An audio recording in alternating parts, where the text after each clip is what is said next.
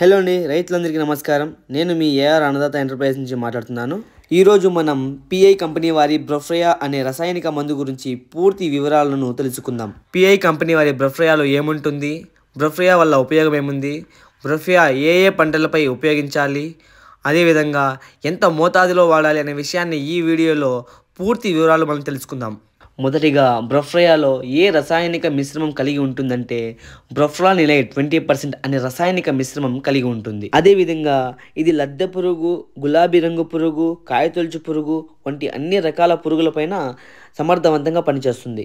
అంతేకాకుండా ఇది రసం పీల్చు పురుగులపైన కూడా సమర్థవంతంగా పనిచేస్తుంది. అంటే పచ్చదోమ, తెల్లదోమ, నల్లదోమ, అదేవిధంగా నల్లి, పేనుబంక వంటి రసం పీల్చు పురుగులపైన కూడా సమర్థవంతంగా పనిచేస్తుంది.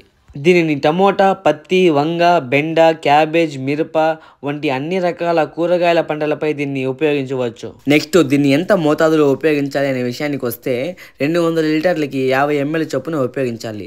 అంతేకాకుండా మందు స్ప్రే చేసిన 2 గంటల తర్వాత వర్షం పడినా కూడా ఇది సమర్థవంతంగా పనిచేస్తుంది. ఈ వీడియో మీకు నచ్చినట్టయితే లైక్ చేసి షేర్ చేయండి. మరింత సమాచారం కొరకు మన ఛానల్ని సబ్స్క్రైబ్ చేసుకోండి.